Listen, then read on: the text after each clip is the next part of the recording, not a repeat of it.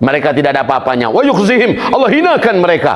Dunia akan melihat betapa tidak berdayanya mereka. Wa yansurkum alaihim, masih ayat yang sama, ayat 14. Wa yansurkum alaihim, Allah pasti tolong kamu. Ini lihat nih ayat, Allah pasti tolong kamu dalam mengalahkan mereka.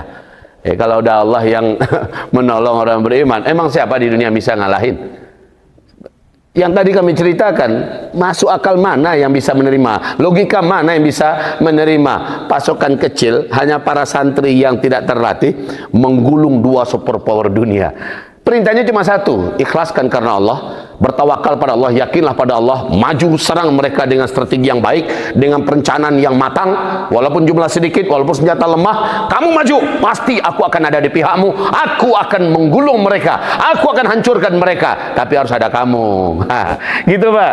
Jadi insya Allah Palestina akan mendapatkan janji Allah ini, walaupun hari ini terdengarnya pahit, walaupun hari ini kelihatannya sangat memilukan, menyakitkan ya saat ini, tetapi lihat hasilnya. Jadi fitnah akhir zaman kaum muslimin setelah Palestina merdeka adalah dunia akan merasakan seluruh apa yang Palestina hari ini merasakan.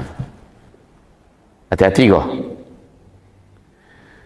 Idza nazalatil khilafatu, apabila kekhalifahan telah turun dan menggaung menggema di Baitul Maqdis Palestina, kata Rasulullah, faqad danatiz zalazil, maka saat itu akan berbagai guncangan terjadi di muka bumi, wal balaya, berbagai macam petaka, musibah, bencana mengerikan terjadi di berbagai macam muka bumi, ya.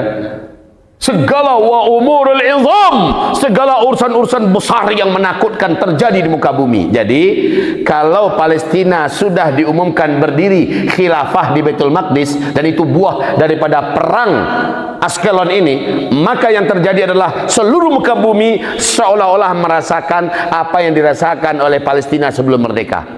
Yang dirasakan di Palestina kini, kelaparan, pembantaian, listrik mati, tidak ada sinyal, tidak ada air, tidak ada makanan, tidak ada kehidupan yang tenang, ya, dan semuanya itu akan dirasakan oleh semua manusia di muka bumi. Wabil khusus Arab ini akan merasakan semua apa yang dirasakan Palestina hari ini, Pak.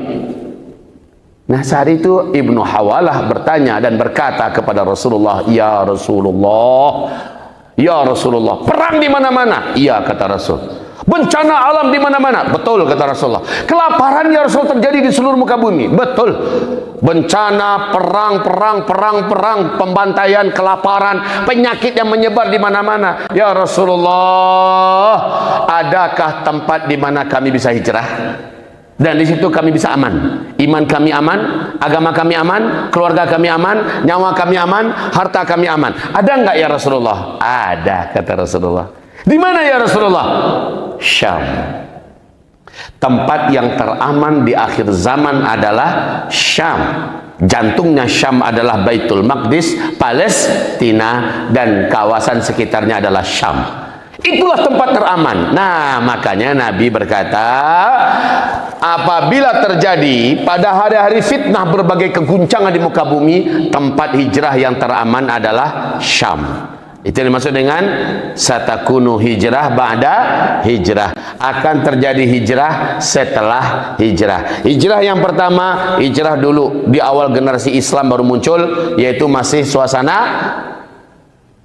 Makkiyah dan Madaniyah. Dan setelah Mekah selesai, nggak ada lagi hijrah dan pahala hijrah. Tapi di akhir zaman muncul kembali kondisi di mana kaum muslimin diharuskan mau tidak mau mencari tempat hijrah. Dan tempat hijrah yang direkomendasikan oleh Rasulullah bukan lagi Mekah, bukan Madinah, Bapak Ibu, ya. Bukan Mekah, bukan Madinah, bukan Turki, bukan Afghanistan, bukan negara-negara manapun, bukan Indonesia, bukan Malaysia, tapi adalah Palestina. Negeri yang teraman saat itu adalah Palestina. Larilah kamu ke sana. Bawa keluargamu, selamatkan nyawamu, selamatkan agamamu, selamatkan hartamu, selamatkan keluargamu. Masya Allah.